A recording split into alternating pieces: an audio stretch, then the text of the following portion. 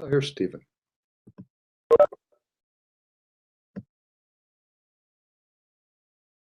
Okay, so we're just waiting for it to take hold, and it looks like it's taking hold right now. And we are on. Go ahead, Bernie. All right. Thank you, Catherine. Good evening and welcome to this virtual meeting of the Clean Energy Commission. Members of the public may be viewing it on YouTube and westhartfordtv.org. You can provide comments on the agenda items by calling at the scheduled date and time using the following access information. You can call in on 408-418-9388 and use access code 2331-381-5893. As you may have just heard, this meeting is being recorded. And thanks to those who have joined. So I'll start off at 7:02 with the roll call. And I think I can see everyone here, so this should be short. Myself, Bernard Pelletier, Catherine Deviney, who is running the meeting, Joseph Campanella, Stephen Sack, and Max Giboisson. As you can see, Catherine has flashed up the minutes. This is the agenda. This is the agenda, I'm sorry. And the first item after the roll call is the approval of the September 25th minutes. We didn't have a meeting last month. Have folks had a chance to go through these minutes? I attended a FOIA webinar by the town councilor, I guess, and they basically said we should send them out, and if we have any comments or revisions, we should do it at this meeting. So, whereas I think we used to do a lot of that work over email, I think now we're supposed to do it here. So, this being the first time, let's see. Bear with me one second.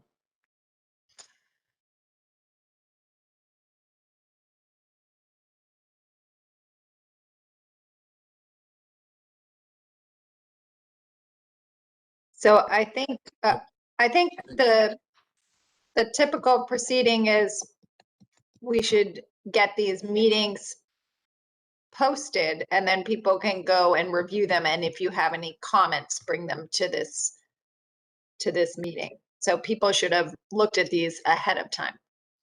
Correct. And just in case they have, do you want me to keep scrolling? Keep scrolling through. I looked at them before. They look good to me.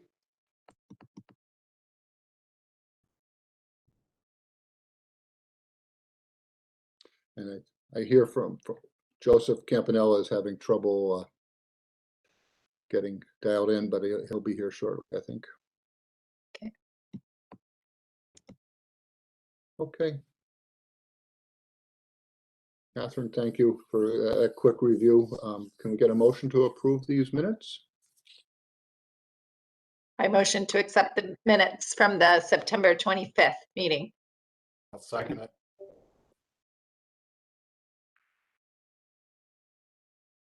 And are you good with it? Yep. Is that a yes? Okay, I guess we can mark them approved. On an administrative level, about a month ago, we received notice from James Cappella that he has resigned. James has been leading a triple life. I think he's been a soccer coach. He's been very busy with his career. I think he's managing multiple offices, and I think this has just gotten to be a burden. He will continue to support us as a member of the public, and we the commission really want to thank him for his participation. He was especially active on two fronts, working with electric vehicles and setting up demonstrations, and also setting up tours and connecting with business leaders in the community. So he was really a valuable commissioner, and he will be missed. We have here under administrative youth representatives, Catherine, I'm going to think that based on the minutes that you just flashed up, we have extended a couple invitations to.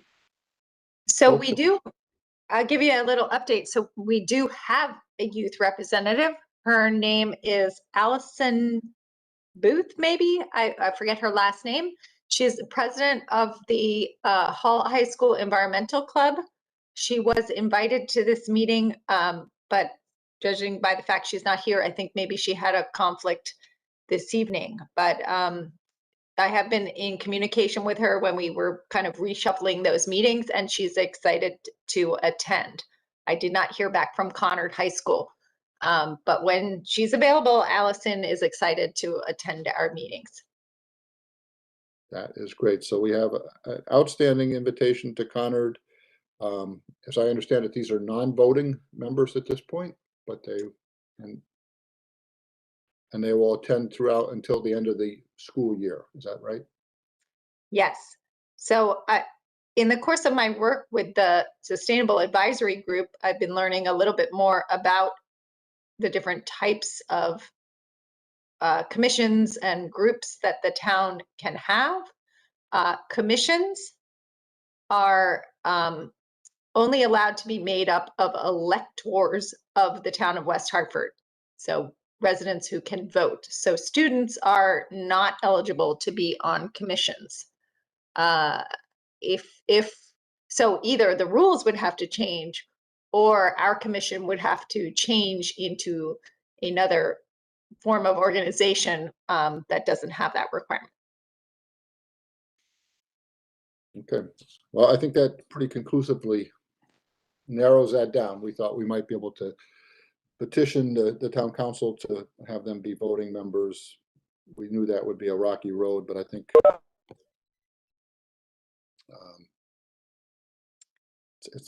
I don't think we as a commission want to sort of climb that hill of trying to change the rules around all commissions. So did someone else join? I think Joe got his computer back up. That's great. Yeah, my 7-year-old laptop is just really tired of Zoom meetings. And, for better words, it craps out every so often. I think it's security related, and I've tried to fix it before. This time I inadvertently restarted my computer. So along with Zoom meetings, it doesn't like to restart either. It takes a long time. I apologize. Sorry. Welcome back. Thanks. I have a lot in common with your 7-year-old laptop. So. Moving on to old business, I think we really covered the one commission report with the youth representatives. Catherine, you've had several sustainability advisory group update meetings. Can you bring us up to speed with what's going on there? Yeah. So you know, at the head of the list is the fact that we got silver certification. We were notified on November 1st that the town did in fact achieve silver certification with a total of 725 points, I think. And there have been some recent publicity. Actually, the town just put out its press release and added that information to the town news today. There was an article in WeHa, I think yesterday or the day before. So we're getting some publicity. I don't know whether it was mentioned at the town council meeting last night, because I know they were doing a lot of the swearing in. So we can close the book on that chapter and look forward to the next time we go through that. Just to give you a little bit of an update on what the Sustainability Advisory Group is up to, they've actually been meeting pretty frequently. We had a meeting last night, and we have another meeting in a couple of weeks. There are some very passionate people on that group. Right now, what that group is doing is kind of going through draft presentation slides with recommendations in a bunch of different priority areas that they hope to share with town council at some point. When that happens is still kind of up for debate. One window would be between now, the swearing in of the new council, and kind of February, which is when the council gets bogged down in budgetary stuff. The other idea would be to take these kind of draft presentations and do some additional meetings and due diligence with the directors of the appropriate areas in the town staff, and then maybe come back to the town council with their final presentations after the budget has cleared out. So that's still a work in process, but I think we've got some really, I think we have some really great new engaged residents that I hope also we can tap into more, whether they find homes on existing commissions or the next iteration of this kind of SAG group. I think they'd be valuable additions to the town. And Catherine, I've sat in on maybe one or two, and I think Stephen Sack has joined at least once early on. Their scope is far broader than clean energy. Clean energy is just, I think, one slide out of a dozen slides or something like that. So have they tackled the organizational issue at all? So the organization is one of the priority areas. It was kind of an extra priority area that was added to the priority areas that they came up with. And they're gonna hold some separate meetings on that. I've put a lot of information in front of them, and I continue to kind of flesh out some ideas with people internal to the town as well. So that's going to be an ongoing thing. We have yet to determine what level of detail on organization would be included in a town council presentation. At some point, I would love to share those ideas with you guys, because I think that you have experienced some of what they'd like to provide recommendations on yourselves over the years.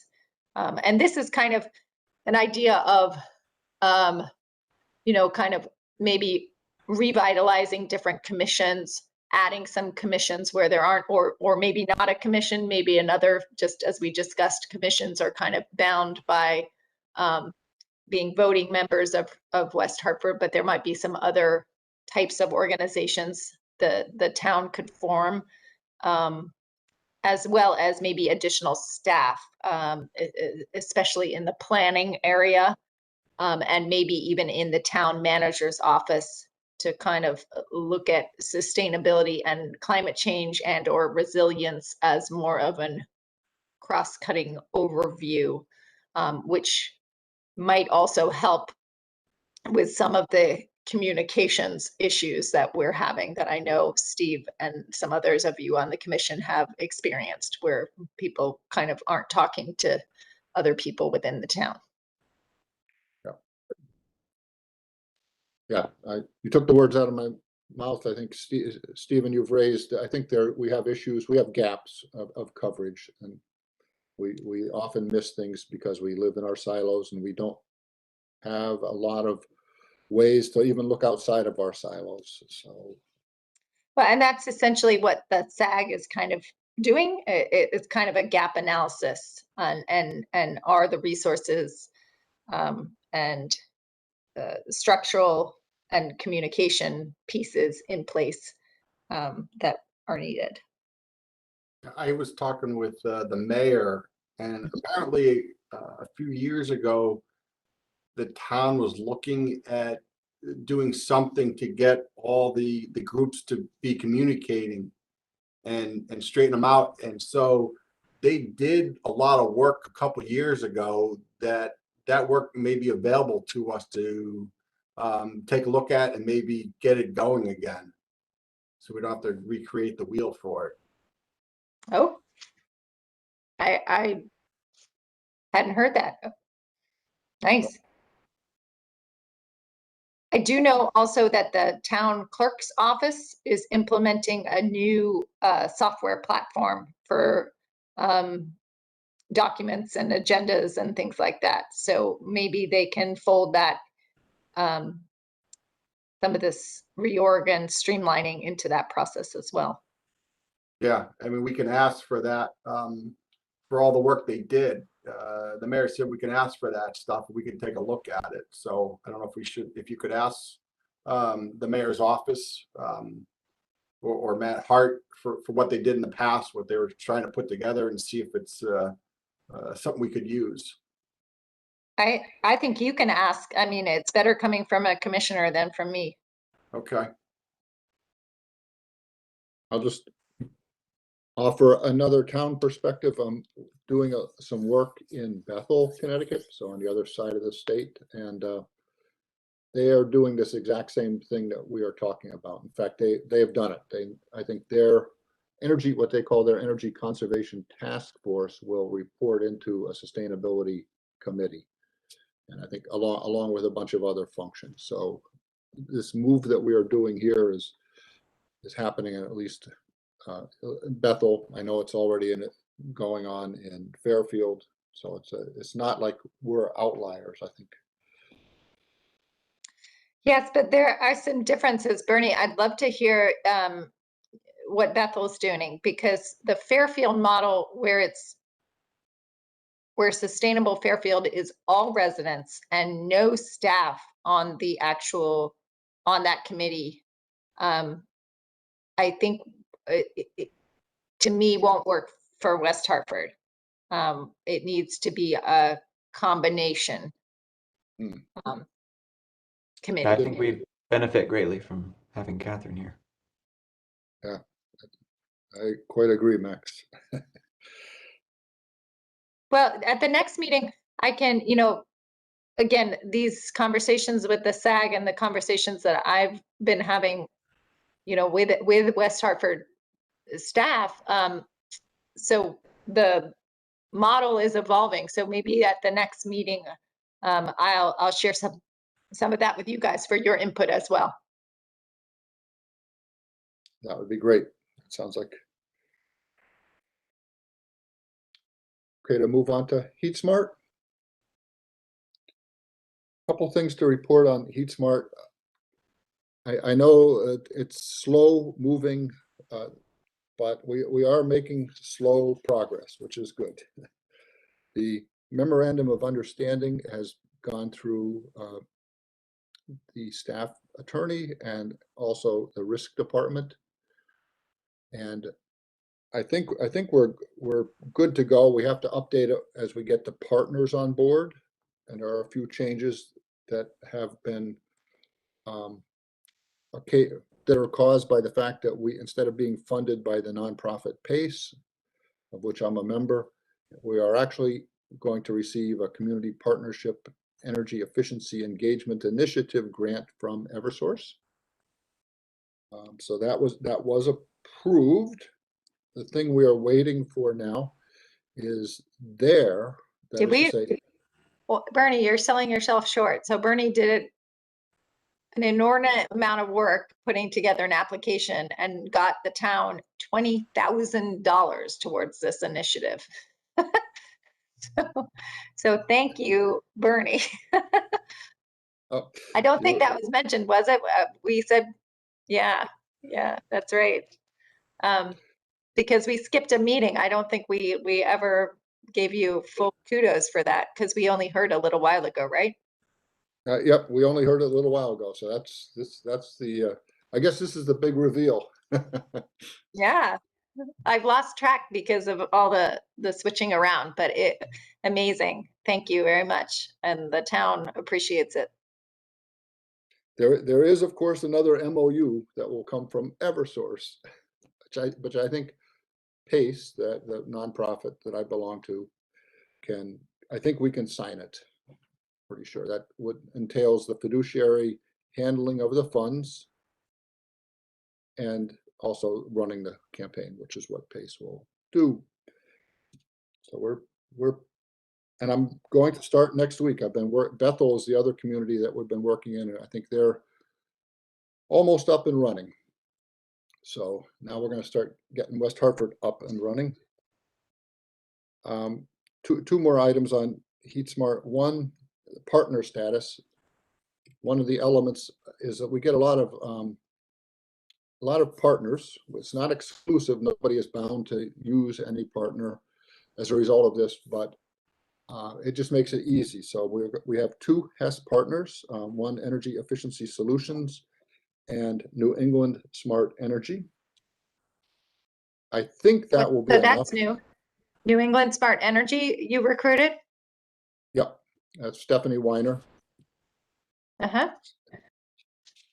I think that will be enough for West Hartford. If we need more, Stephen Sack has connections with Bantam, Wesson, Aiello, and a couple others, so we can do outreach to them. And on the HVAC side, I've got a list of the top 10 heat pump installers in West Hartford. I'm going to start doing outreach to them. If I get more than, ideally we'd have 2 partners, 2 HVAC partners, Eversource heat pump people. If we get, say, more than 2, it'll come to this group, and we'll have to sit down and choose. We can't have like too many partners. So I hope we have more people wanting to partner with us than we have room for. That would be good. My experience in other towns is it's difficult to recruit partners because they're very busy at this time. The other type of HVAC partner that we'll be looking for is a ground source heat pump partner. And I'm going to approach 2 at least. And they would be King Energy from Willington and Dandelion Energy. Got extensive operations all over New York and is moving in a big way into Connecticut. And you might see those mysterious initials, IHMH. That stands for I Heart My Home. They are an energy consultant. And so for difficult situations, so for people who, for example, have health barriers, asbestos, they are very good at helping them overcome those barriers. So we're going to bring them in as a resource. We have a limited number of opportunities to bring residents to them because they're constrained as to capacity and funding. But that would be the other partner, and they just came on board in the last day or 2. So I'm hoping next meeting that we can announce a bunch of partners and then we can take off in the new year, God willing.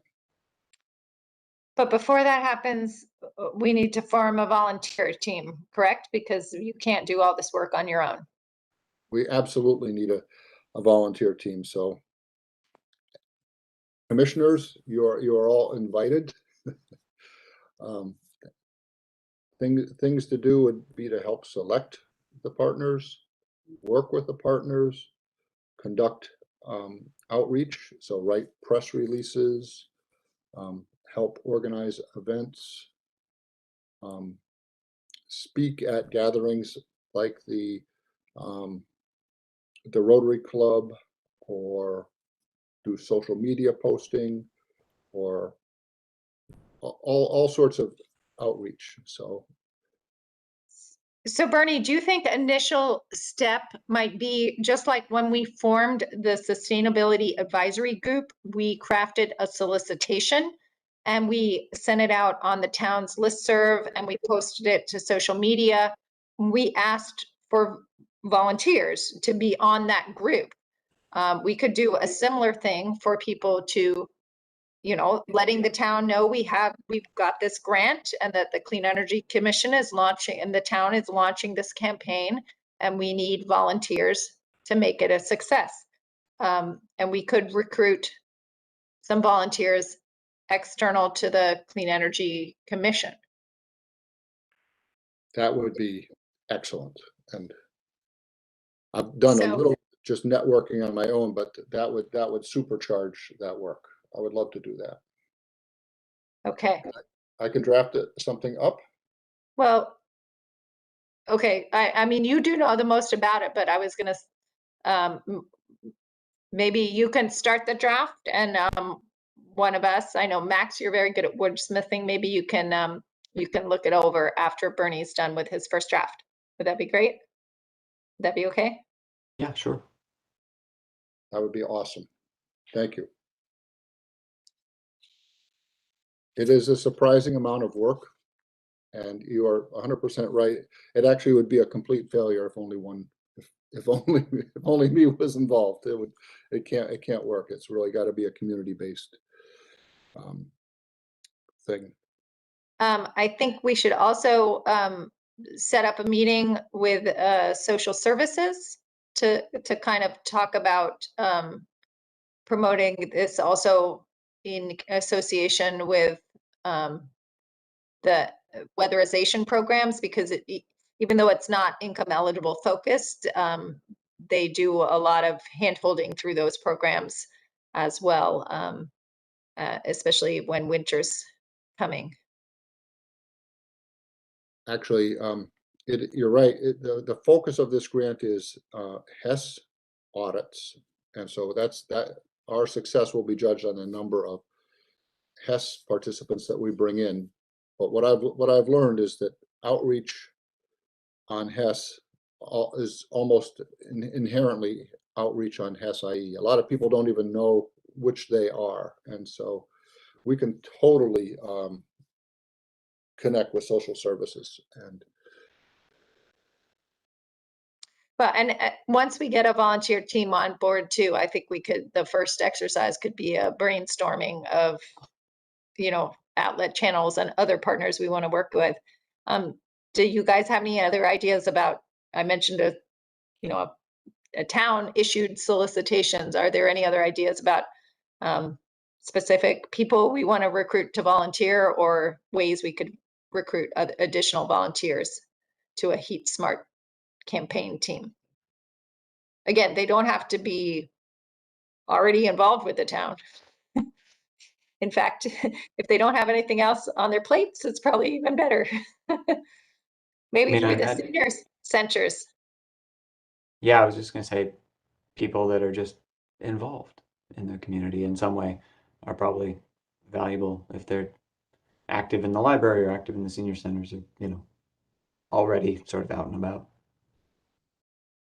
actually, Max, we found that those two things in other towns, the library and senior centers, are great ways to connect. So certainly those.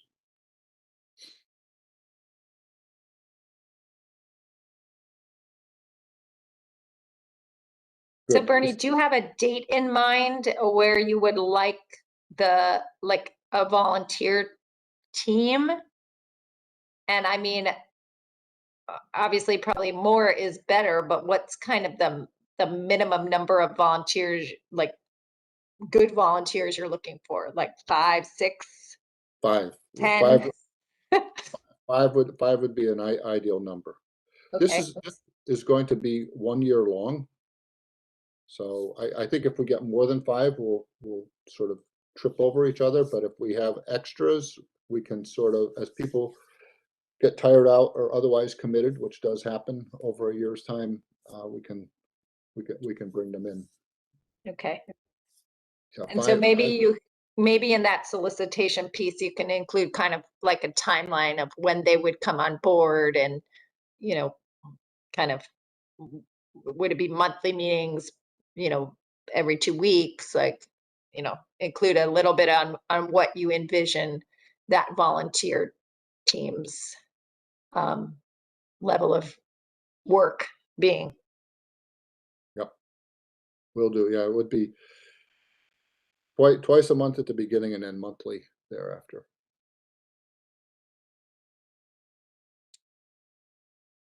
Okay. Very good. Thank you. Awesome. Thank you, Bernie. Woo! We have climate emergency resolution on here. This has left us, this sort of passed through the Clean Energy Commission, also went through the Conservation and Environment Commission and the Pedestrian Commission. Is now at the town council level. It's gone, I don't know. So I left it there just so I could give you guys an update on what was happening. It went in front of a committee, and the committee in general was in agreement, but some word changings has to be made to the resolution. I don't know if that has been done. I think the group that brought it in front of the committee, Hendry's group, and the kids are still targeting December for the council to take a look at and potentially pass the resolution. So that's kind of the timeline that they're still on. I know that they have an event tomorrow night, which was posted on Sustainable West Hartford for them, where they might, where they're gonna talk a little bit about that as well with the community. And then one of the things that in the wording that I feel needs to happen before it gets in front of town council in whatever form is, you know, they mention a climate commission in the resolution, you know, with youth representation. Mayor Cantor specifically mentioned, you know, again, this idea that youths right now cannot be part of commission. So that wording would change, and what that group would be is still up for debate. So I'm really baffled by this whole thing, that it's like they're shopping which commission to take it to the town council the way they want it done. You know, I don't understand this, where we spent so much time with it, got it ready to go, and you know, they really wanted, you know, he really wanted you know, the carbon pricing put into it, so we just shopped it to a different commission. And then they want to start another commission when we already have too many commissions tripping over each other right now. I mean, I don't know what your feeling is on this.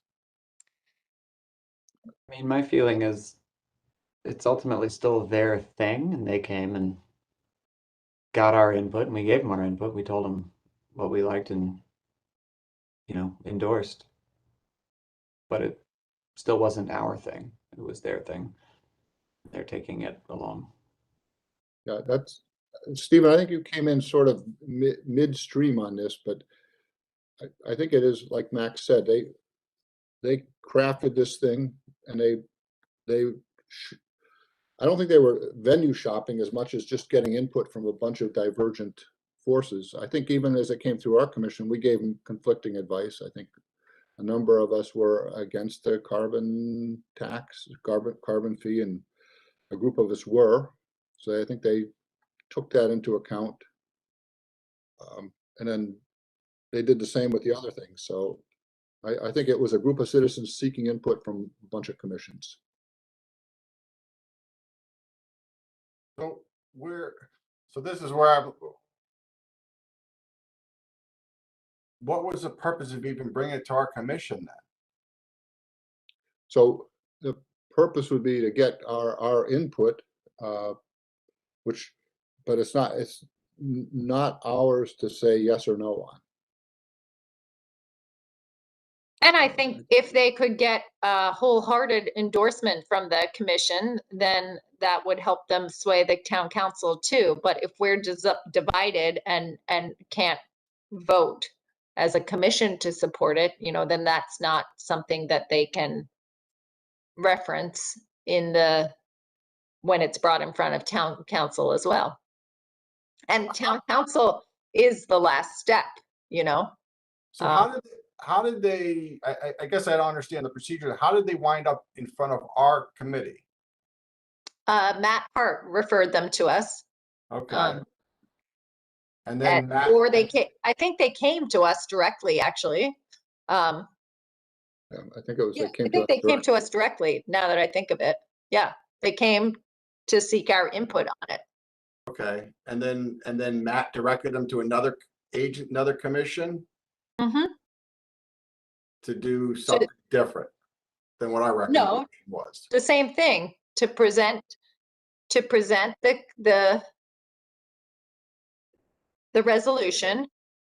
And he wanted, so this is another thing that I discussed with Corporation Counsel in under the umbrella of the Sustainable Advisory Group too, about the paths and whether there's any consistency in the path of how something gets in front of town council. And the short answer is no. The short answer is there are multiple paths to get to town council to bring something in front of it. It can come from a commission. It can go through a commission. It can go to a committee. It can come, the committee could vote to send it to town council. Something can not go to committee and come straight from a commission to the town council. So there's no consistency. Whether there should be or not,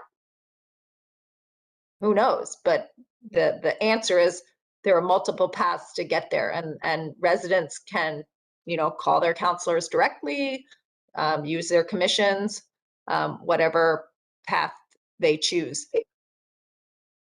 So, so in this case, I think Matt, rather than himself taking because that's the other avenue too, is the town manager can bring things in front of town council, but Matt, rather than bringing it himself, said, I'd like you to bring it in front of the committee first. So that's the path they pursued under his guidance. I think, Catherine, is it not the case that there are at least 2 subcommittees of the town council that, I don't know if things go direct. There are about 9 there are nine standing committees right now on the town council, and those committees, I also learned, change. So with the new council taking seat last night, some of those standing committees might be changed. The council is allowed to create standing committees as they see fit to kind of, yeah. You know, I know the only experience that I have is that when our plan went up, it went through the planning and facilities group, which is chaired by Ben Winograd. I had Mary Fay and I forgot the other town councilor, but there were 3 town councilors on there, and and the mayor and Matt Hart were also in attendance, and they said, okay, it's good to go to the town council. So I know we had to go through one, I'll call it screening subcommittee. Mhm. But before that. But again, that's not necessarily Oh, the okay. path that something will always take. That was what was recommended to us to do for this plan. So that's what we pursued. Oh, so it's even more, okay. I thought that was the way, but it's actually not the way. There's actually a lot of ways. Gotcha. I think so. I mean, that might be the typical path or maybe what they're trying to standardize on, but I don't think there is nothing set in stone is what I was told just within the last couple of days by our legal department.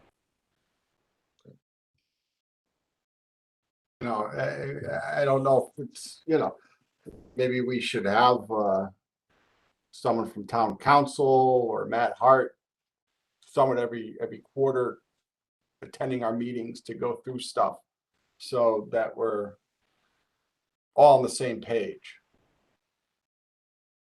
You know, I you know, listening to, you know, some of the other commissions like us, and Matt Hart's involved in them very heavily. And with us, we seem to be a little bit on our own here. You know, without the town council or town manager or something. I don't know. I don't think what commissions does Matt attend? I don't know. I don't think he attends any commission meetings. When I went over to the commission for the talking about the ban on the leaf blowers and Oh, yeah. he was there For that topic, because because that was of particular interest, because a lot of residents had complained to him. So that was kind of a hot topic item. That's why he was in attendance. Typically, the Conservation and Environment Commission does not even have a staff liaison present. Okay. Yeah, it was there was it seemed like just a one or two commissioners were complaining, and there was a lot of letters against this, but Matt wanted to you know, told the commission to make a proposal to the town council to bring forward to put some sort of a ban on leaf blowers. You know, that was the agenda. That wasn't stopped. I can update you on that too. They did not make a decision at their next meeting, which was scheduled for the end of October. The commission did not have a quorum, so there was no meeting. So no action has happened on that issue. I got these updates because I didn't know what was going on. So I contacted the chair of that commission to find out what the status of that was. Yeah, I agree with you, Steve. There's no information out there. I had to go ask, you know, what had happened and where that issue sat.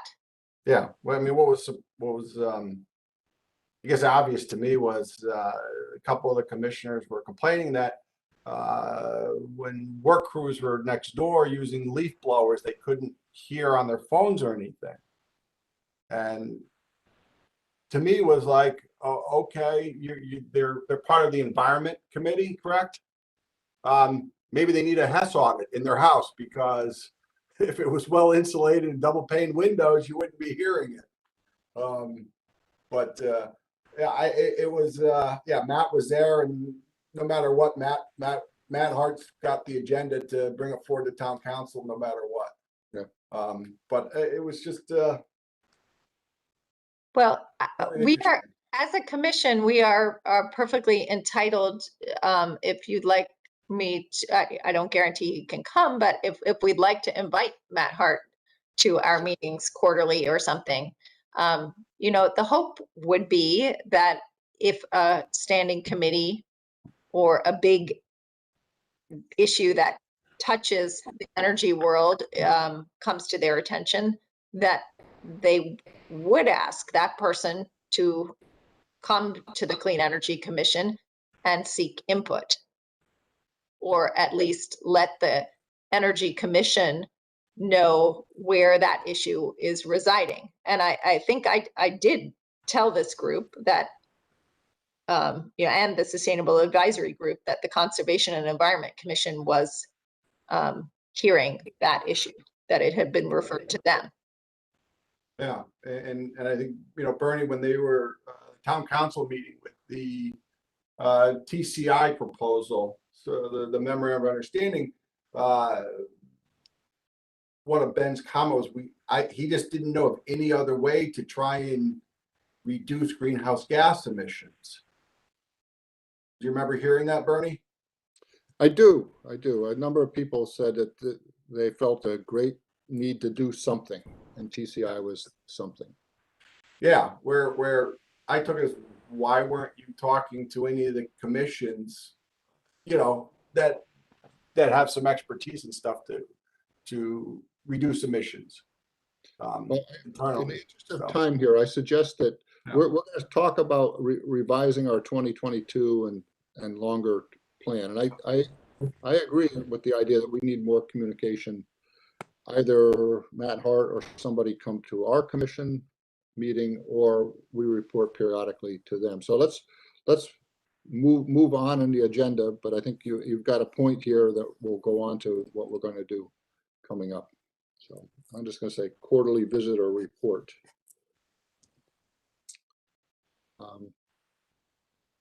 And so I would leave the climate emergency. I think it's in front of the town council, however it got there. And that will be, I suppose we can attend as members in December at one of those meetings.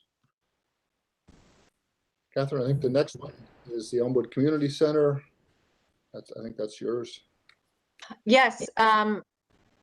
So I just, when the town does own that property, the status of that project right now is they will be doing a feasibility study to decide whether the building stays or goes.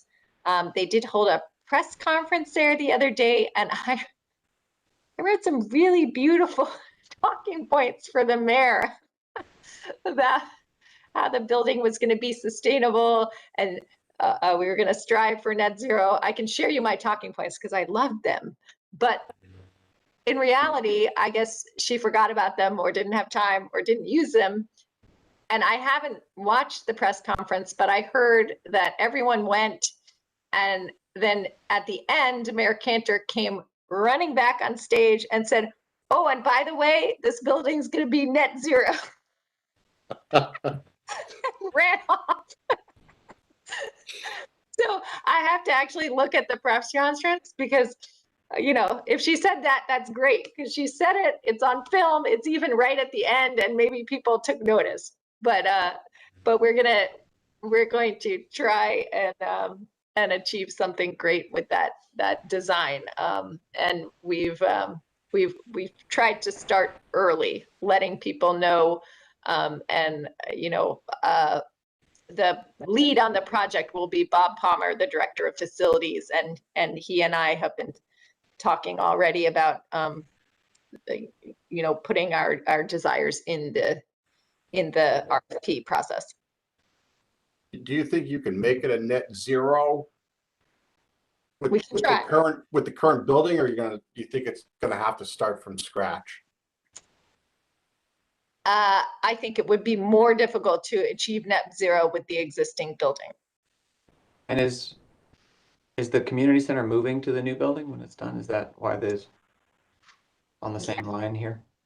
Yes, yes. Elmwood would be moving in there. They are also looking at it, potentially incorporating Faxon Library into that building. And some other things.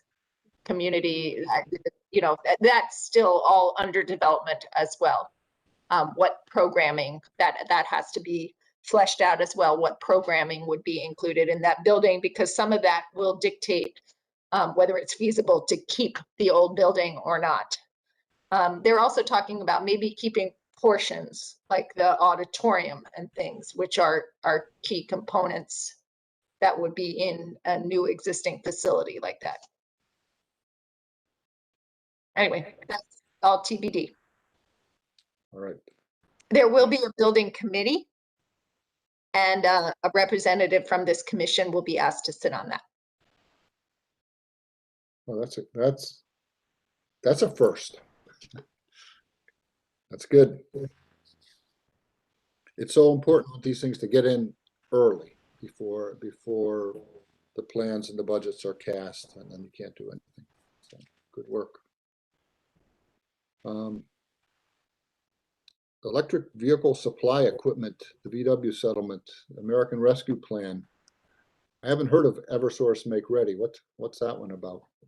Oh, Eversource's Make Ready program is their new kind of EV infrastructure, laying kind of the groundwork for the stations to come on. They have a huge incentive program that they're rolling out in January 2022 as well, although they haven't released much information on that. So these are three funding sources that the town is looking at to fund EVSE. They actually did, through the ARPA funds, they did allocate $300,000 to electric vehicle infrastructure, charging infrastructure. I've been working with public Works on this. Public Works will be leading the way. And I think they are going to bring on a consultant to kind of help with some of the planning around locations and an RFP for getting those installed. But that is something that is going to take off soon. I've also been sitting in, there's an initiative that West Hartford is involved in through Sustainable Connecticut and the Sustainable States Network, which is run by the Great Plains Institute in Minnesota. And there's a kind of an EV Ready Communities Technical Assistance track through that program.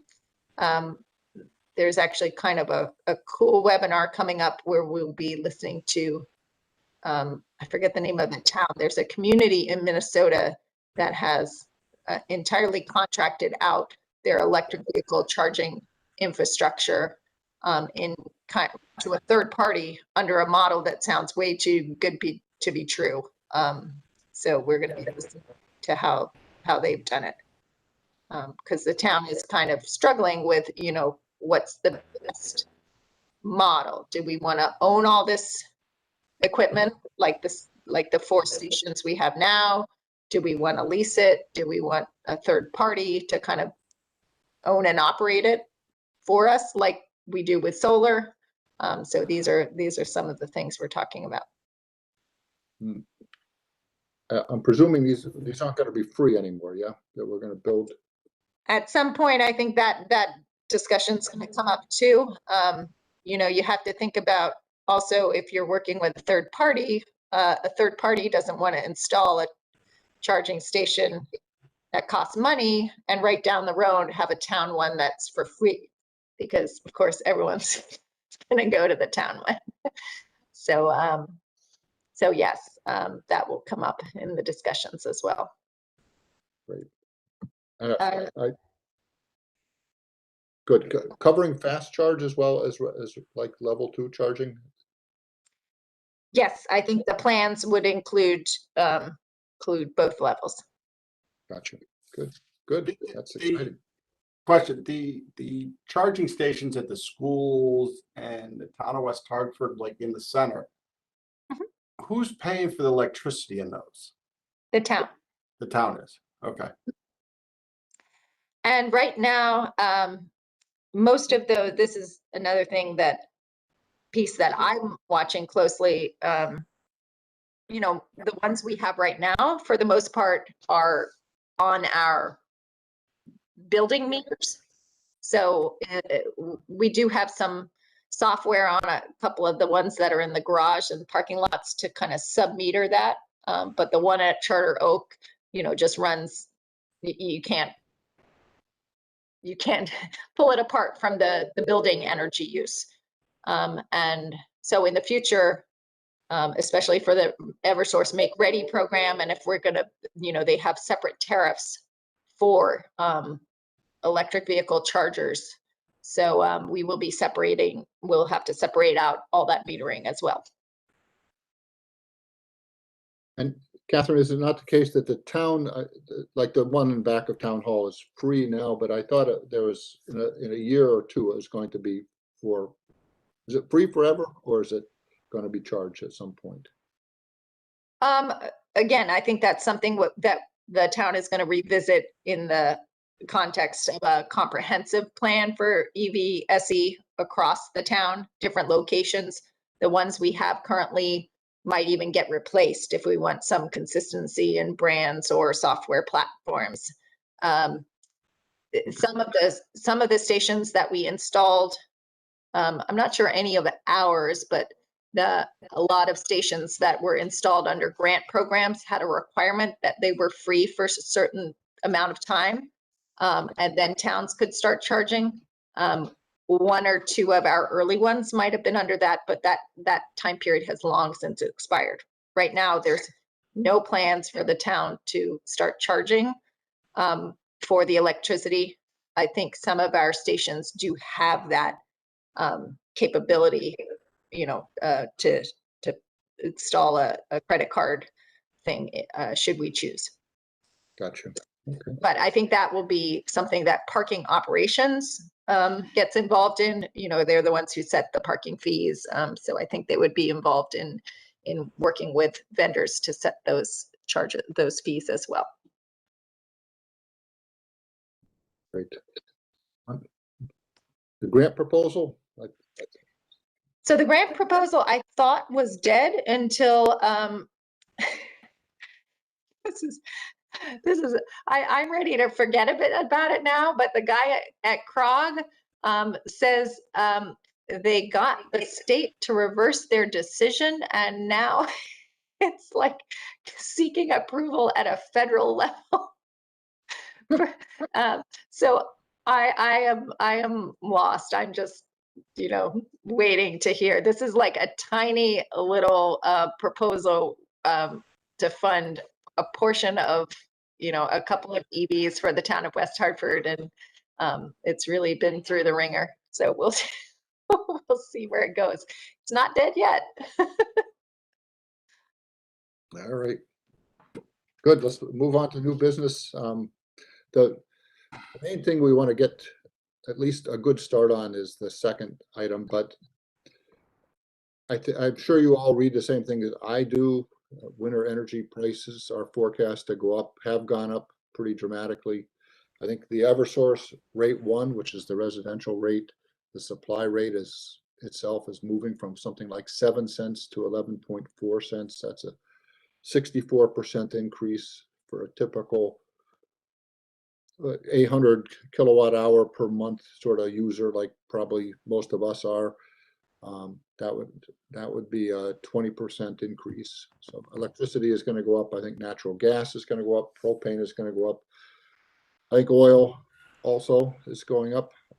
I say that, but then I look today and I see oil prices are down. So it's volatile. Stephen, you've got the ticker tape right in back of you there. What's your view of winter energy prices here?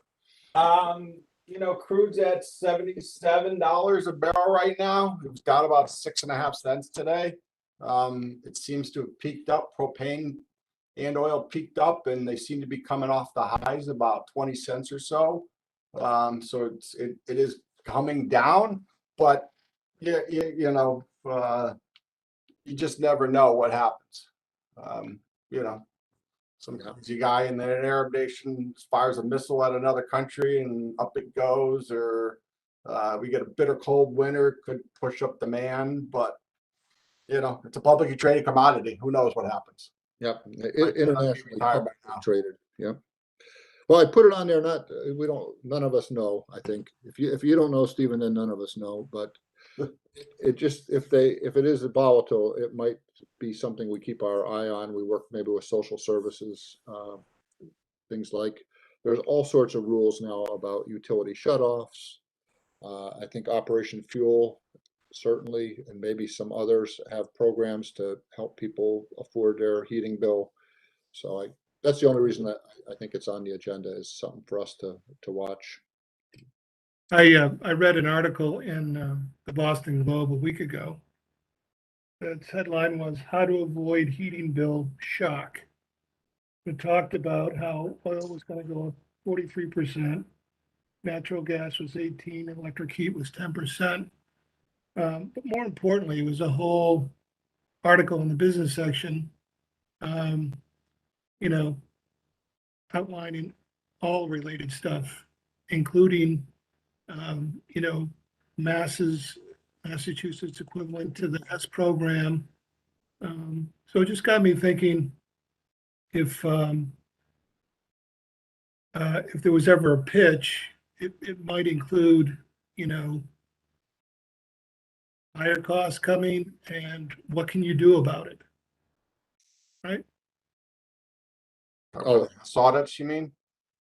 Pardon me? For the HES audits? Yeah. Yeah. I mean, that would be Yeah. one thing. What they mention in here is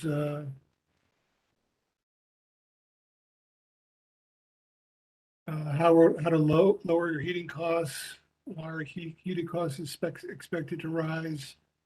What about electric heat? How would I save, turn down my thermostat? Okay, yeah. What else can I do? So, I mean, it was a large article. But if part of what we're looking to do is to kind of promote, whether it's HeadSmart or, just the HES program itself, this might be a good way to do it if we can pitch something to one of the current reporters. I think that's a great idea, and I also think the town itself, on behalf of its residents, can have some just very basic advice. Like you were saying, Yeah, so so much of it. So one of my goals, which we'll get to in the next place as well, is to redo the town's website, and with something like this, it would make sense to do that sooner than later and add some of the information. Joe, if you can send me that article, but I had planned also to, I hope Matt and Sherry and even some counselors are aware that the Eversource rates are going to skyrocket. Because, I think some residents might call the town in shock, not knowing who to call. And so if we can have some information out there, like you said, through WEHA, and kind of prepping people for what's going to happen and steps they could take, then that I think would be good.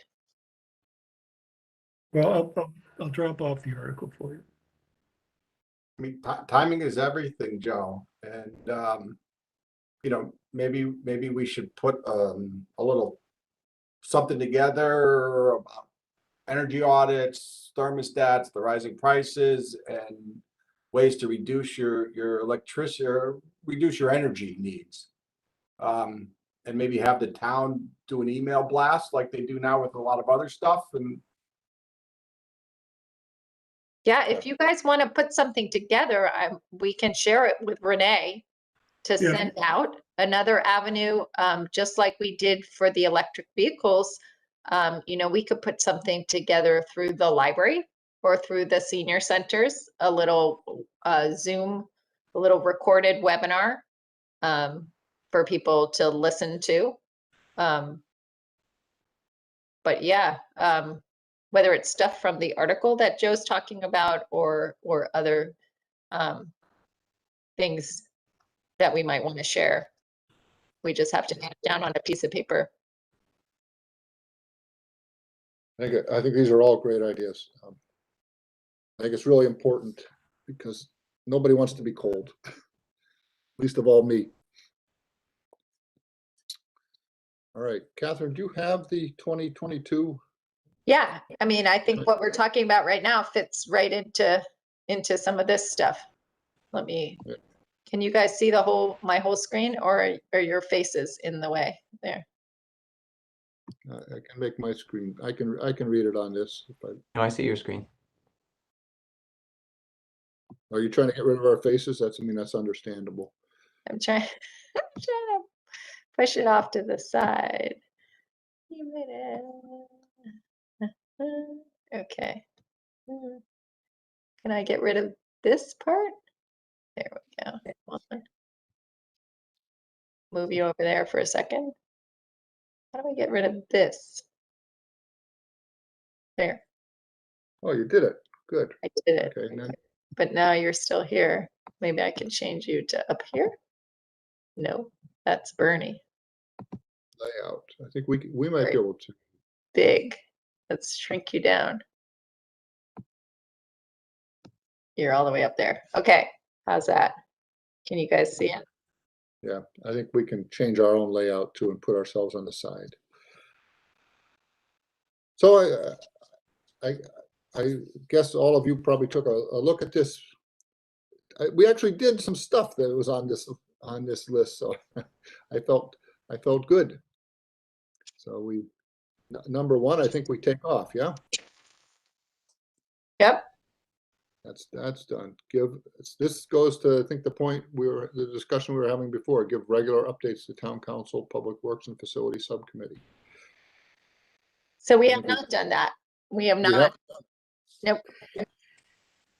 But we have to. I think that was the thrust of that conversation that we had. Shall we say quarterly? Let's just say quarterly updates. And so I think, the way to do that would be to schedule with the Public Works and Facilities Committee. Unless we go to the public comment section of town council and someone just shows up and comments, I think the town council meeting is probably not the right place to just kind of give updates. Does that sound right? About right? What do you guys think? I mean, Matt Hart, if there's anything we want to include in the town manager's report, like, we're rolling out the HeatSmart campaign or anything like that, we can go through that avenue as well. But if one of you commissioners wants to go, I would suggest the subcommittee, scheduling with Ben to show up at one of those public works and facilities subcommittees. Ben Wenningrad is the chair. Yeah, so I think you're talking about something, say HeatSmart, where the town councilors are going to go around town. They're going to say, "What is this thing?" We want to tell them before they trip over a lawn sign or something like that.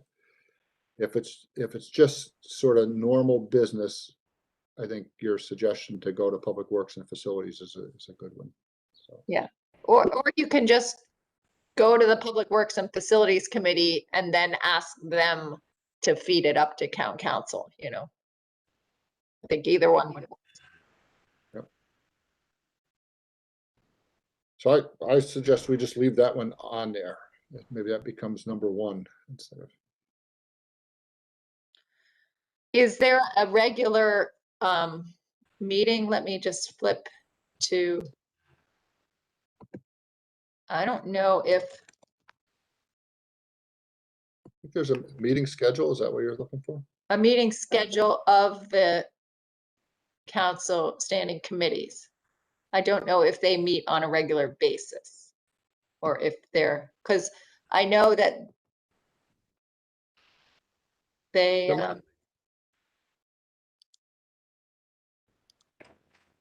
no, it doesn't say. I think there has to be. If they make us have a year's worth of scheduled meetings. Oh, committee scanning meeting is agenda. Yeah. Oh my goodness. Well, that's hard to use. Are you in board docs? I'm in their new system called CiviClerk.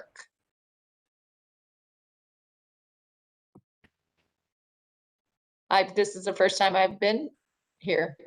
Let's see. Oh God, wrong one. Okay, so here's this one.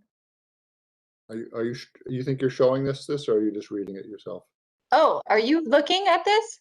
No, we just see the slides. Oh, I thought I showed it to you. Okay. I can see, why am I not sharing this? I'm sharing Adobe. Sorry. Stop sharing. Share my screen. Okay. Can you see it now? Yep. Okay. So this is the Public Works and Facilities Committee. I found this through the town website, through the town council standing committees page. And then I went to Public Works and Facilities Committee. But it says up here, standing committee schedules and agendas are here. So this is their new system. They have gone away from board docs to this thing called Civi Clerk. So I went here to find Public Works and Facilities Commission. And it looks like these are older meetings. Yeah, I don't see a forward-looking. So this current and upcoming meetings on the top box, when I put it in there, nothing comes up. So again, this seems to be part of the problem too, is that I've seen a lot of announcements that the meeting's happening and the agenda coming out 24 hours in advance, you know, so that's a little hard to know what they're talking about or how to get on the agenda. But that's really all they're required to do is notify it 24 hours in advance. Anyway, I think maybe we could get a schedule out of them and line up some dates where we could, one of you could go and update them. Yep. And I think we should do what you just said. We should tell them that we're going to do it once a quarter. And that all of us on this group will know, they'll know. That gives it a chance of actually happening. Make it just a standing agenda item if they're interested. Yep, because things are so volatile that if we, okay.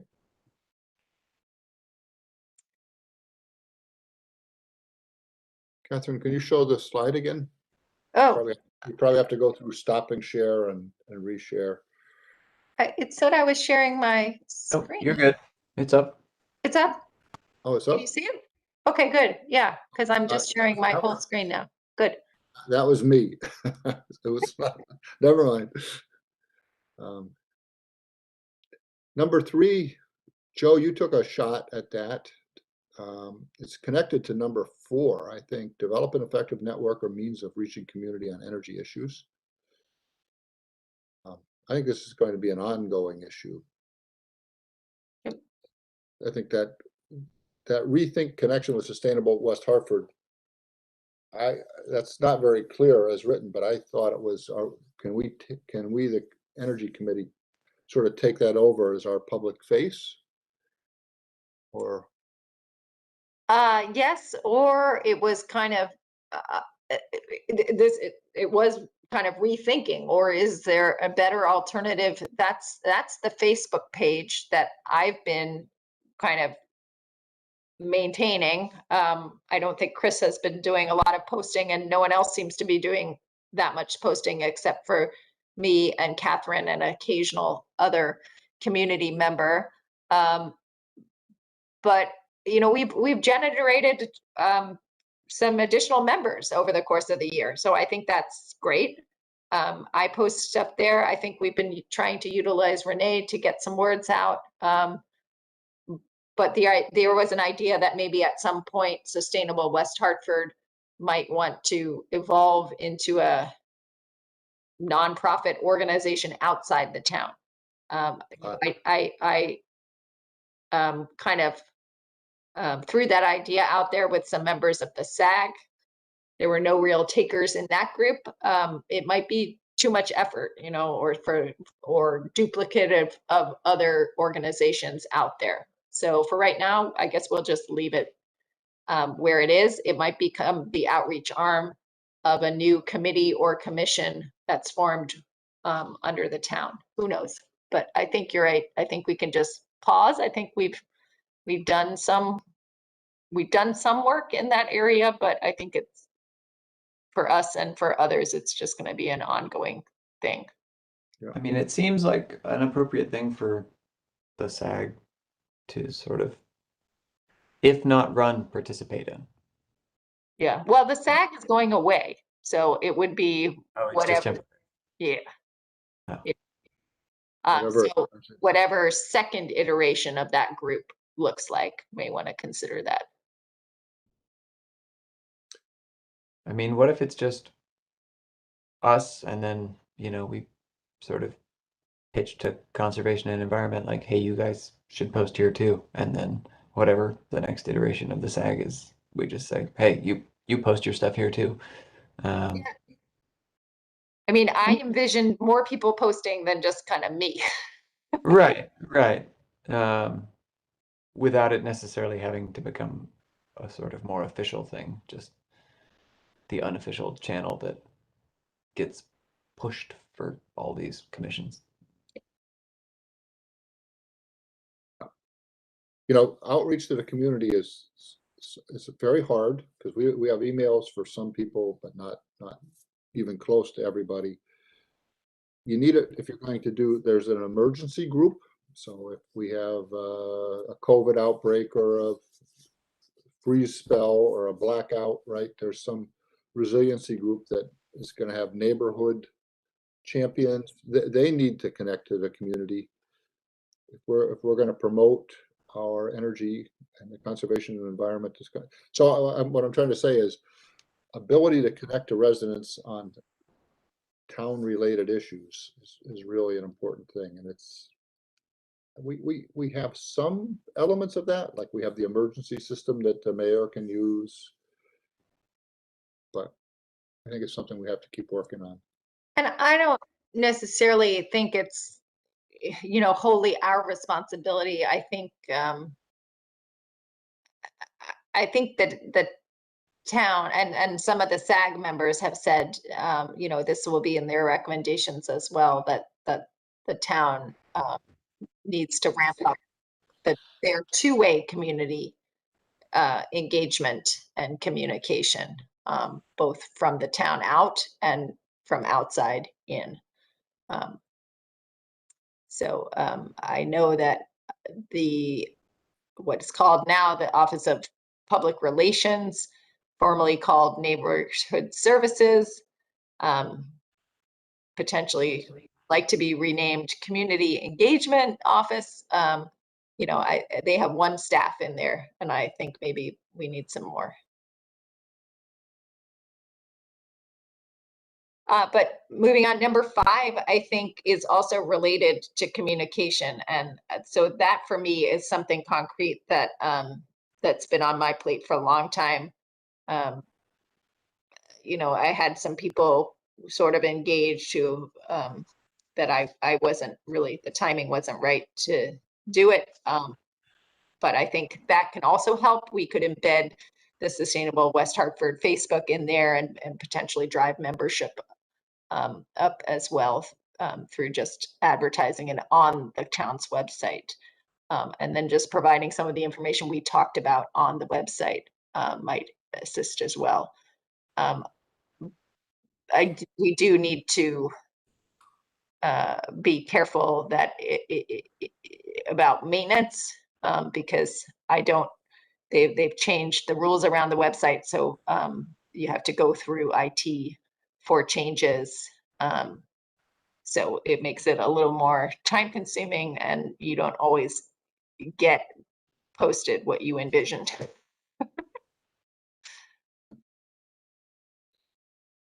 Yeah, it makes it hard. But I think for this purpose, for tonight, that's definitely something we want to work on. Number 6, can we say that? Well, we've done that. I think we could take that off.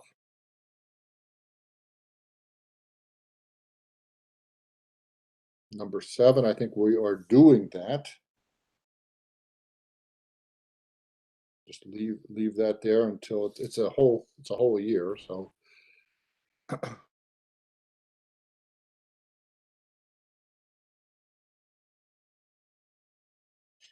I think we could combine 7 and 8. Really.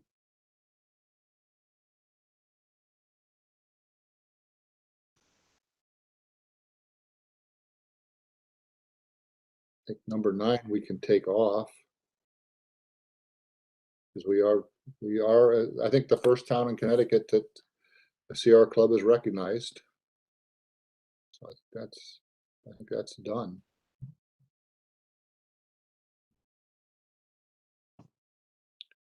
Number 10, I think we would leave that. That's once or twice a year we'd do that.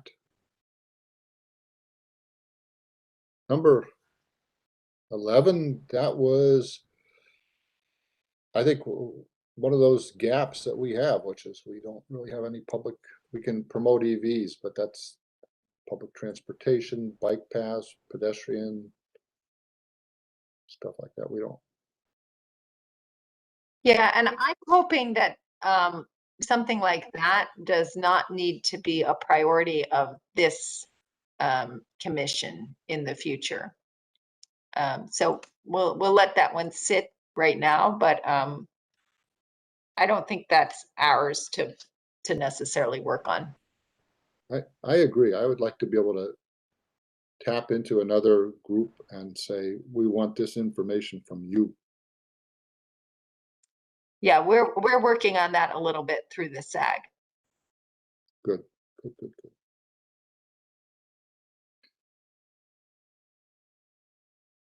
Number 12. Again, I think same thing as the one above. Just leave it sit there for now, but I think it's definitely underway. Yeah, Number- again, I don't think it needs to be this group. This group would be involved, but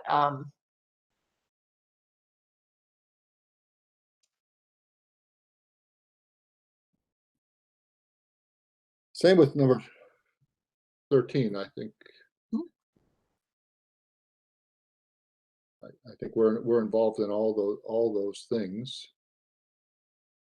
right, we're a contributor, but not necessarily the lead. Does everyone else kind of feel that way?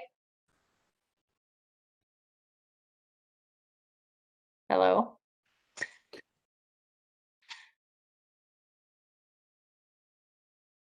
Did we lose everyone, Bernie? No, I think people are thinking. Oh, No, it's a long so one.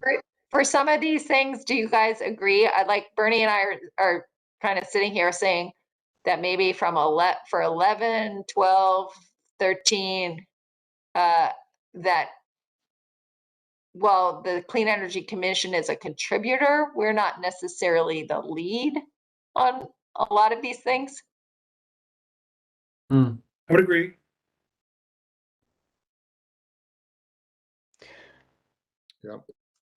Yeah, I guess the idea with the energy plan wasn't that it was a plan for our commission. It was a plan for the town, right?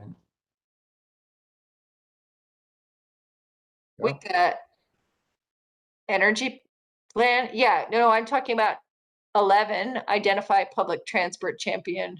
Oh, here, That's yeah, what I mean. Like, yeah, you're right. You're right. You are correct. It was a plan for the town. that But- makes sense. Other But what committees we're may not doing- be reading it. But what we're doing right now, Max, is kind of going through this list and saying, what are our priorities to work on? Yep. Just because it's in this plan doesn't, again, yes, it's a plan for the town, and we're saying that someone else in the town should be working on that. Right, exactly. No, and so as we were talking about them, I'm sort of sketching out. We need a way to sort of track it each meeting rather than pull up this. Yeah. Because this doesn't allow us to track what we've done or what we think somebody else should do, or that kind of thing. Well, I can go through and make some notes on this. I'll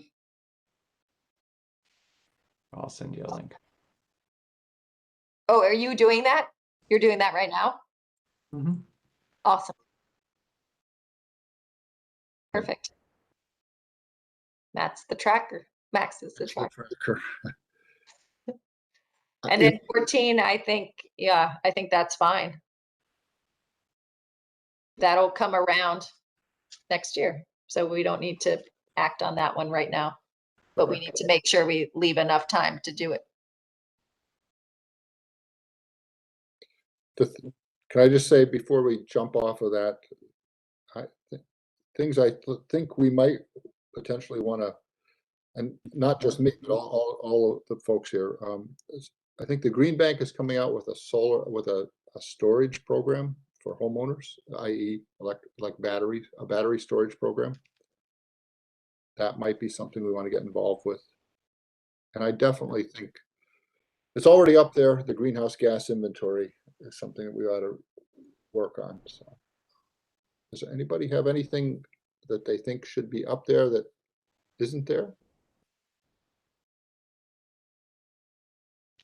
And maybe while we're doing that, we can also just, people can scan the list of items here on the right to see if there's anything. Ooh, why is it echoing? That we could move over. Did you? Okay. Oh, yeah, I moved that for a second because I was trying to pull something else up to see. Oh, no. Sorry. Back. Oh, you know what? You're sharing your screen, I think. Is that what? Yes, I'm sharing my screen. Yeah, okay. Sorry, it's now. But I'm wondering, am I echoing to you guys? Nope. No, Okay. I think we can take the Sierra Club Ready for 100 off of this one. For the same reason, I think it's kind of done.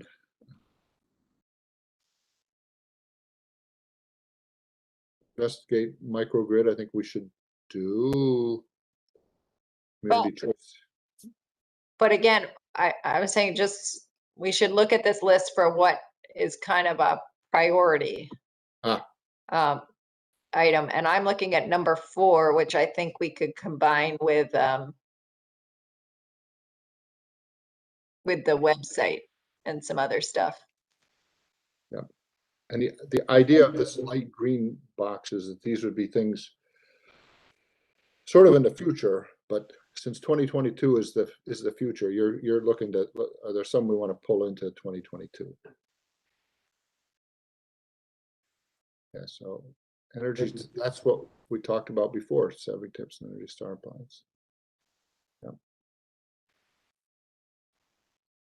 I think number 10 we could pull into. Yeah.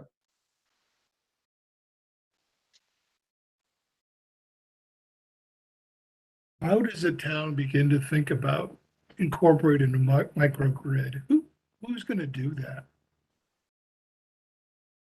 I mean, A who? consultant. Yeah, but I mean, when? Are they coming on board tomorrow or?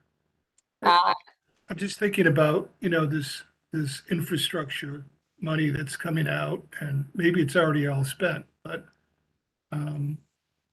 does the town look at that and is microgrid always kind of the shovel-ready thing that they're ready to do, or is it or does it become a priority when, Bloomfield gets one or New Haven gets one, or, who is that? Public Works? Is it Bob? Is it It Matt? could, I think it could be initiated by anyone. So what we have, when the microgrid program first came out, Ron Van Winkle was still around, and we talked about it. We looked at certain areas of the town.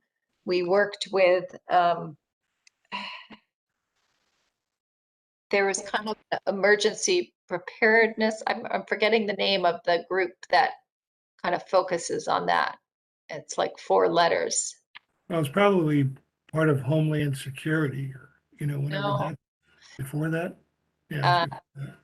Anyway, we looked at different areas of the town, Bishop's Corner, the center. And I think it was right after, all those storms, and people were talking about the potential for microgrids. There were some issues with right-of-ways, but West Hartford was really interested in the public-private model, where there would be not just municipal facilities. Right. But there's always been the general thought that that center area would be good for one. So it periodically cycles around. What I have definitely heard from Simsbury, from Glastonbury, from Hartford, from even the microgrid program itself, is that to do a microgrid is a lot of work, and the town really has to want one. So unless we can energize the town around the concept of microgrid, and it's a really good fit, it's going to be a lot of work, and you might be trying to stuff the square peg in a round hole, you know. So So what would be a better thing, Bernie, is you know, some kind of storage system for electricity better for our town than a microgrid? Is Well, that something we should push? I take an example, and I think it encompasses what's been said thus far. If we took the town hall, and in particular the police station, so the police station would be that vital public service that you don't ever want to go down, and parts of town hall could serve that same thing. We now have something we didn't have a couple of years ago, namely we have 100 kilowatts of solar on the roof, so there is generation there. If we and we have diesel generators out there right now, but they're sort of anchored to a specific building. If we put the existing generators and the existing generation from the solar and coupled that with some batteries, we could keep the police station and some portion of town hall, you know, up in a whole variety of events, in a whole variety of scenarios. So I think pitching something like, and I think other towns have done that. I think you always. and I think Bernie's point is a good one. There has to be more reasons for doing the microgrid than just energy alone. So the second you can bring emergency operations, resiliency, funding, new programs in battery storage. So again, I think, you know, we might be waiting, but these things are happening that I think are leading us towards Right. maybe the idea that a microgrid would be a viable solution for the town. I also think that when we do the greenhouse gas inventory and kind of come up with a climate action plan, it could also be identified in that to give it more support and more leverage as we look at the different ways the town could benefit from a microgrid. Hey, Bernie? Would- Yeah. Would that somewhat of a microgrid or backup battery storage fall more into the upgraded grid system that they're looking at doing here? I mean, would that be taken care of in a whole giant regional plan where kind of, you know, if we did something on our own would almost be wasted because it's not part of a more larger plan that I think the ISO is looking at. Yeah, I think there's ISO, and I think PURA, Public Utility Regulatory Authority, has something called grid mod. I don't, the direct answer to your question, I don't know. My suspicion is that it's not going to get down to the level of keeping our police station up and running. But I could be wrong on that. There might be some sort of, I don't know. That's worth checking.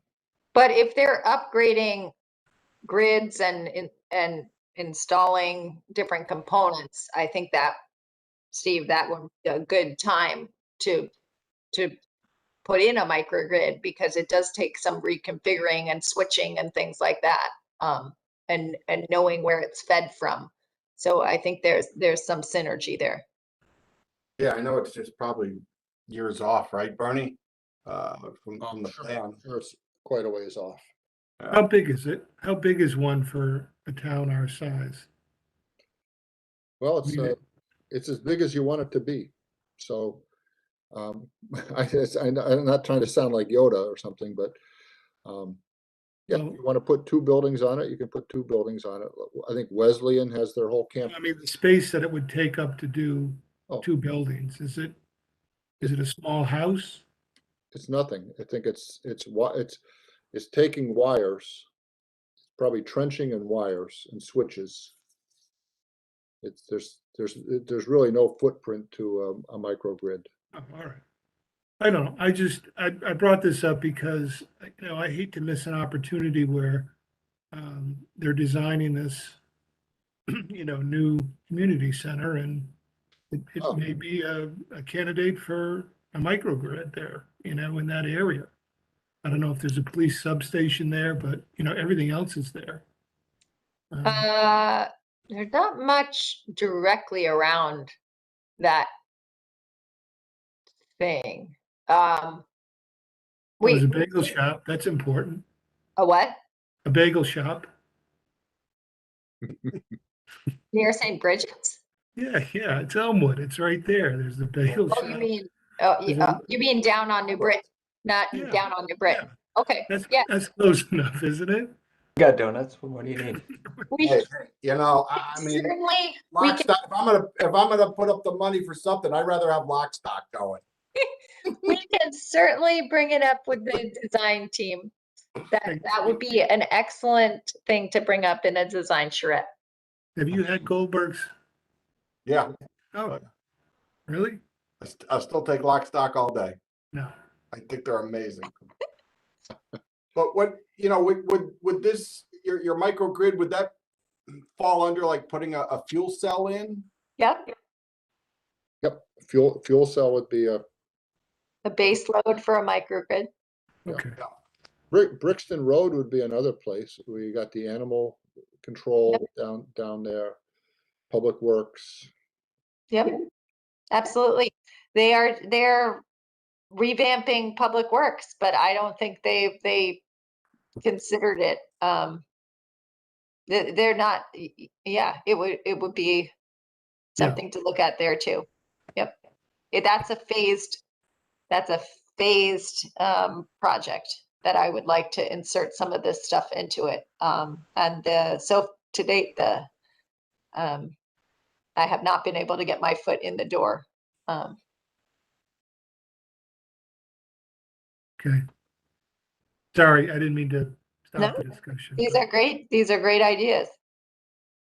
Yeah, one last thing I'll say is on the point, Joe, I know Fairfield has a microgrid. I know Hartford has a microgrid. And it might be just interesting, instructive to look at what they've done and see. I don't know who said it. We're not going to do it until Bloomfield does it. I think it would be interesting to see what other towns have done, because I think that's a good way. There's 169 of us. Somebody's ahead of us on microgrids. That's a good thing. We can learn from them. Okay.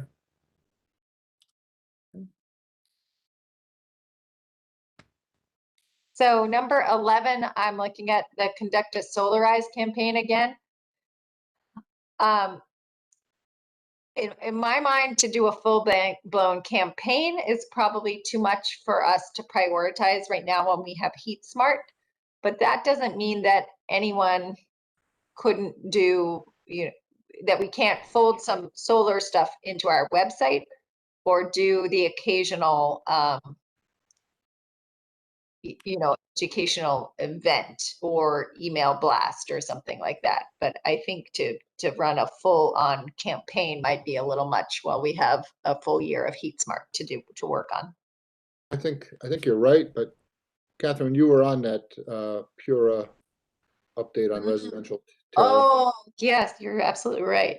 And So- you actually asked the question, can somebody from Eversource come Yep. to West Hartford? And I think we should. I think that's a great idea. Yes, I totally forgot. Oh, so we need to move this into the beginning of 2022, actually, guys, because the solar programs are totally changing. Yeah. And whether it's us or just kind of wrangling Eversource to come or provide us pamphlets or something, we should do something around that. I think Eversource would be delighted corporately to be wrangled because I really do think after all the black eyes they've gotten lately with storms and so forth, that their community partnership, I think, is another, olive branch, if you will, to sort of, we're going to engage with the community. So I think they would like to participate. If we can, we should try to get them in here. I think I can, if you can remind me that I said this, I think we can do that in January or February. Yeah. Yeah, I'd like to see not only a few presentations across town, but then them leaving us with a whole bunch of flyers about the new programs that we can put various places around town for people to pick up. And electronically, but maybe some print copies as well.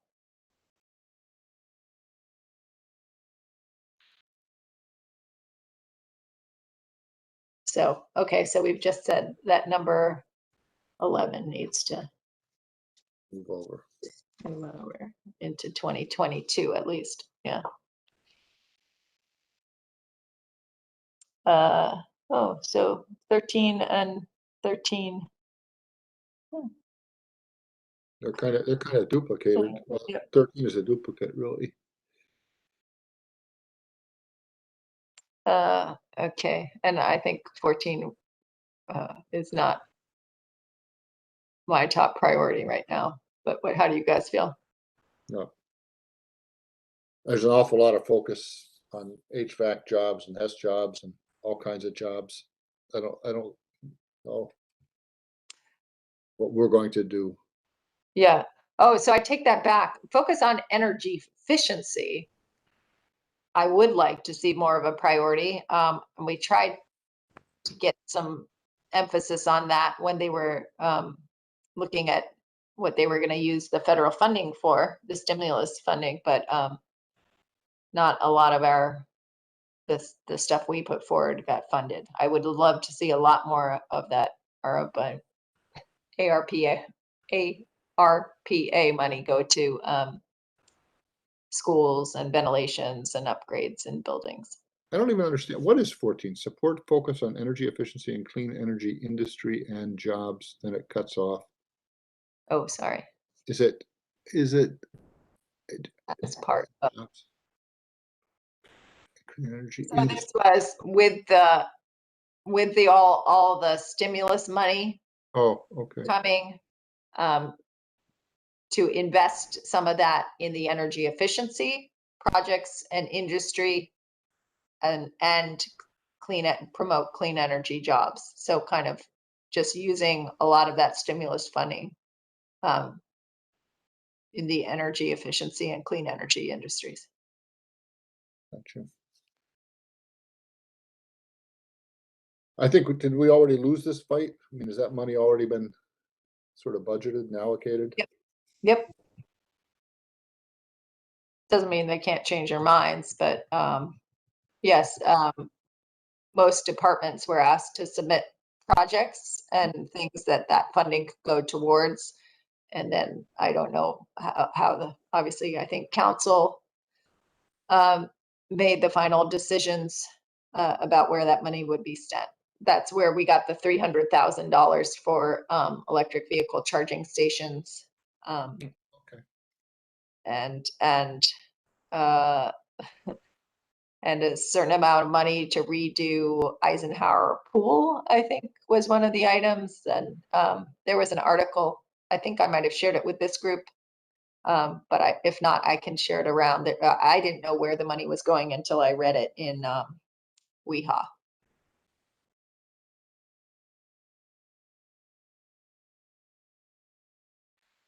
Then do you want me to just to run through the stuff at the bottom, which is the municipal stuff quickly? Because, I've done a couple of things, but maybe not as much as I should too. So in number 1, I have not been very good about distributing a quarterly communication within the town about building performance. I did work with the recycling coordinator, and we started holding meetings with schools. We started doing that in 2020, and then when COVID hit, we kind of got out of the sync with that, and we have not gotten back into sync with that. Most of the meetings we held with the schools were very interested in recycling and gardens and not so much in energy, interestingly enough. But it was nice to connect with the schools. Just FYI, last week I went, what was it, last week or this week? Anyway, I went and met with Sedgwick's new environmental club, and talked to them and gave them a presentation about energy, and they had a particular interest. They had asked, why can't Sedgwick have solar? So I talked to them about our solar projects and the fact that Sedgwick would get solar after its roof was replaced, and you know, how the capital improvement projects work, and if they wanted to, they could advocate for funding for roofs so that we could get to the solar more quickly. And then we talked about some other ideas for projects that they could look at, including doing a night energy audit of their building, or potentially up here helping us put together some workshops on the new solar programs. Since they couldn't do solar on their own school building, maybe they'd like to help encourage residents to go solar. But it was fun, and they were engaged, and I worked with Ted Gruner, who is on the Sustainability Advisory Group. He's a science teacher at Sedgwick, so he was the advisor for that group. And Ted is very interested in encouraging the town to finally do a tree canopy study. He's very interested in planting trees around town. So that's an area that he's working on personally. Okay, review the schedule of upcoming municipal capital improvement projects. So Bob and I did a lot of this in conjunction with putting forward projects for the federal funding.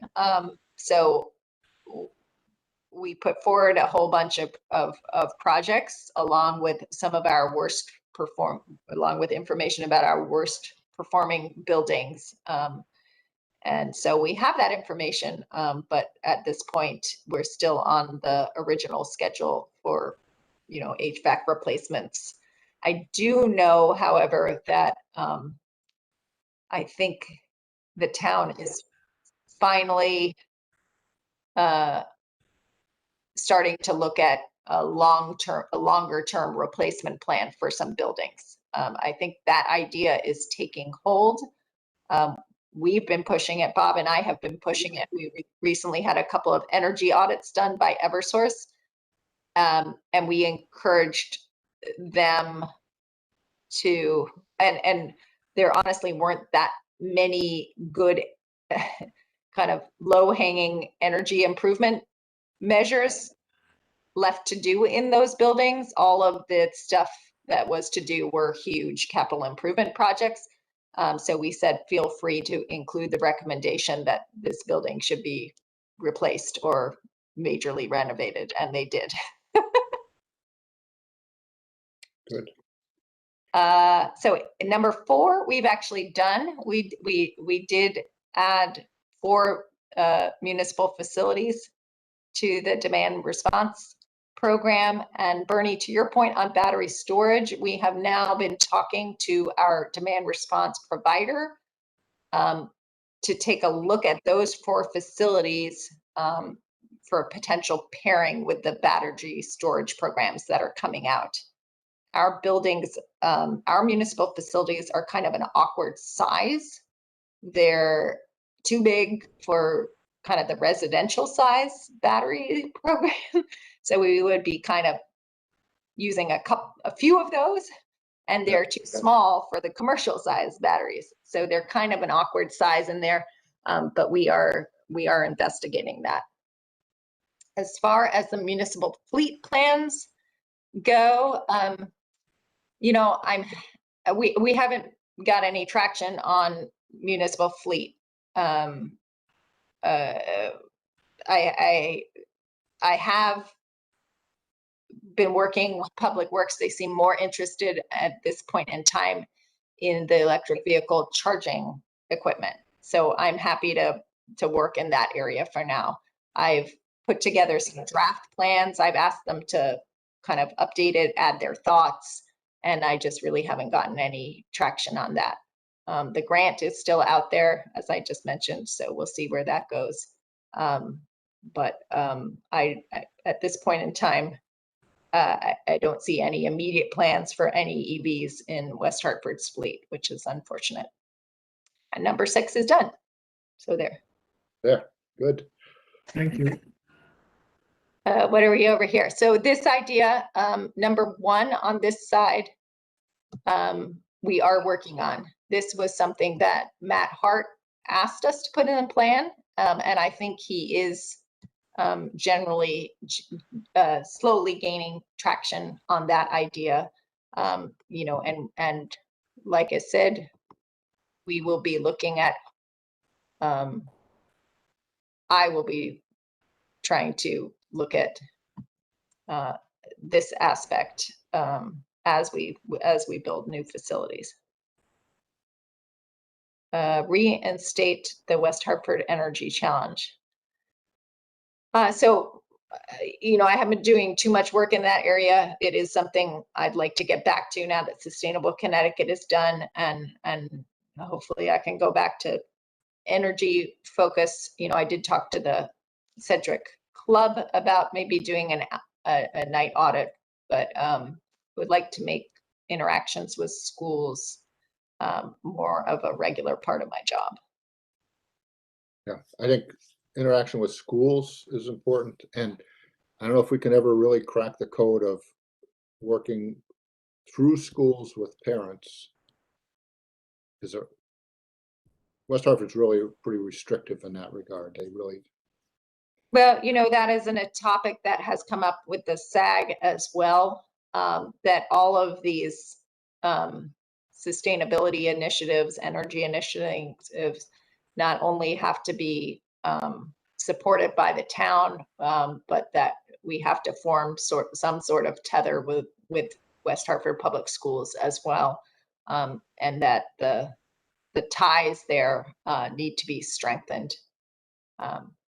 in terms of what are priorities on the town side and what are priorities on the school side. There are different various perspectives as to whether you know, people can tell people what to do, or whether you have to wait till it's something that people want to do, or help them figure out why they need to do things. That's kind of where we are. We're kind of getting close to the hour here, but Oh, do we have any connections? Is it the school board? Would that be the people that we have to connect with? Yes, I have tried, maybe not in the right way, to connect with the school board, and was redirected through the administration. Okay. But that isn't to say, you know, I'm town staff, so maybe some residents themselves would have better luck. Yeah, it's worth it. I mean, okay, I understand they have lots and lots of difficult issues, and this could easily be viewed as just a burden, but I think it could be a huge opportunity, because I think a lot of young people are really inspired by this, and it is science, it is human relations, it is history, it's a chance to make a real difference. Yeah, well, and I think having a youth representative on this group will help, and maybe that's the correct avenue to pursue it through, is connection through the students, and let them do their thing, you know. I think that's a good idea. I've not made any progress. Oh, so on developing a sustainable purchasing policy, again, I'm not sure this one needs to be on our list of things to do, or even my list of things to do. But would like to get the process started. Purchasing did attend some trainings on that, so that's a good start. That was something we got credit for under Sustainable Connecticut. The other things here are more transportation related, which I haven't focused on, and I think can remain in this category. Additional municipal solar and virtual net metering projects, I think also belong in this bucket. We need to get through a few additional roofs that are being done in over multiple years and phases before we can look at installing any more. We do have one virtual net metering project that's in a waiting queue lined up. It's not dead yet, but there's some uncertainty with the caps on the virtual net metering program, as well as whether virtual net metering will get absorbed into the new commercial solar programs. And then complete an assessment of EV charging infrastructure and needs. You know, we're actually working on that with Public Works, so that's a good one. We'll pull that over. Yeah. So how about Max, I know you got some of these points. Did you get all these points? No, I didn't get all the updates. But I can add it. I can add information in if Max has made a start, because a lot of that came from my brain dump anyway. Yeah, I just emailed a Perfect. link to Bernie and Catherine. It goes through the blue side. I wasn't able to capture the green side. Yeah, and I think on the green side, we essentially pulled some things. We knocked some things out of the blue section and moved some of the green things to the blue things. Yeah, because the green was originally farther out, right? Yep. And I think what's happening is as we're now farther out than we put this together, so we're pulling some of them into, okay, we're gonna start working on them. If they're blue, that means we're working on them. So how does everyone feel though? Is there any burning priorities that we didn't cover today, or stuff that we kind of said we're working on that we shouldn't be working on? No, it all sounds good from my perspective. Bernie, we have to touch base and talk a little bit about helping out with your HeatSmart. Yep.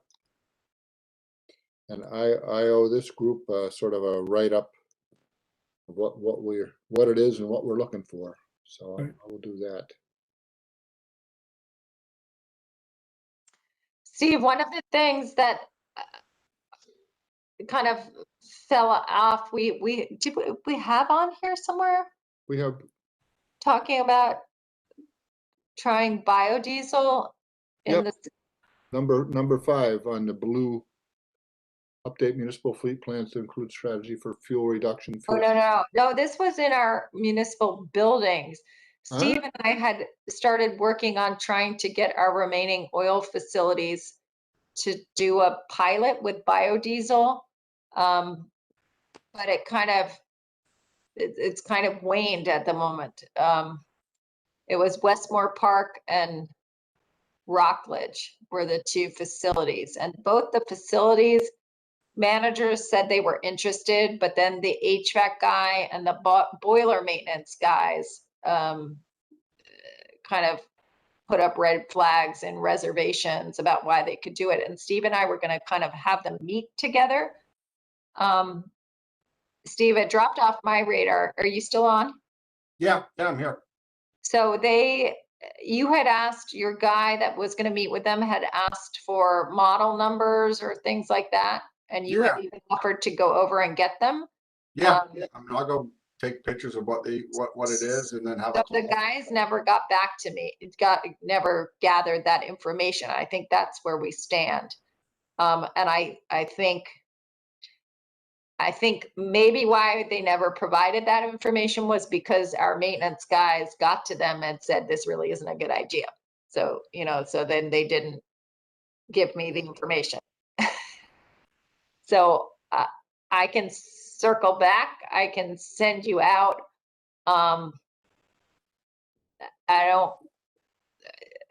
I don't know I mean, it's a bunch what of, to do. I don't know what to do at this point. You know, I feel like we threw it out there. But it's like everything else. They've got to be told what to do. You know, nobody wants to change anything. They're probably already using probably some bioheat, and their buddies that tune the furnaces up there, you know, have wild ideas and have no knowledge of this stuff, that it's widely used already and have been, and they've been working on equipment that has it already, but they don't even know it. I think that the main sticking point is they need reassurance of, you know, of a plan in place and an immediate response if they had a Sure. no situation in winter. Yeah, I mean, that's no problem. I mean, like I've said before, I'm distributing it here to probably half to 3/4 of houses in West Hartford are already using it. Yeah. 10 B20 blends already and not having problems. So Yeah. it's already happening all day long around them. Okay, well, you know, we pushed it. I kind of got sidetracked with all the sustainable Connecticut stuff. I can circle back on that. But, you know, in the Whatever you interest want to of do. transparency, I was Yeah, facing a lot of I was facing a lot of resistance, and I didn't have the power. I didn't have the energy to fight through it at that point in time. it's there if you want, you know, whatever they want, we can do whatever they want to do and show them and give them and whatever they want to do. Yeah. Well, and again, I kept getting the answer, well, why are we even trying this? Like, we don't even use that much oil. And I said, it's not about us, you know, it's about us demonstrating as the leader to people in the town that this, you know, is a direction we're headed and that this makes sense and it's feasible. You know, it doesn't matter necessarily that it, you know, our oil use is minuscule, you know, or it could always be better, you know? Yeah. I don't know if it'll hurt or help, but you know, along with releasing the new Bond movie a couple weeks ago, Steve and I actually did record the first Energy Matters episode called on bioheat. And actually, just while we were on this meeting, Jennifer Evans is going to edit the film and put a beginning slide and an ending slide. So we'll have a 24-minute discussion of bioheat out there, hopefully. Awesome.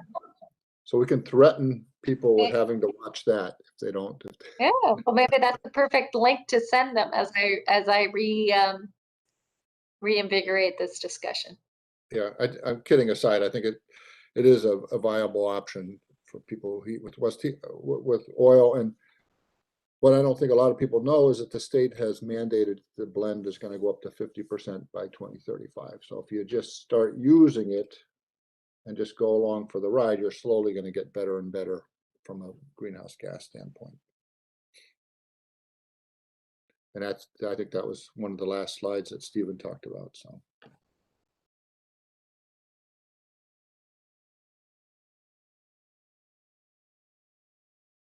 All right. So next steps, we'll get this. We have Max's beginning slide. Catherine, you can add your magic. I'm sure this will stir a bunch of ideas in the upcoming month. Our next meeting is December 15th. And hopefully we can put this to bed. So at the end of this, we'll have a 2022 slide and a beyond a 23 and beyond slide. So we'll just have updated what we're going to work on in the next year. That would be fantastic. Catherine, I think there's some energy reports, but I think do you have in the past, you haven't had too much to report? No, let's just skip that. I don't have any fancy graphs for you tonight.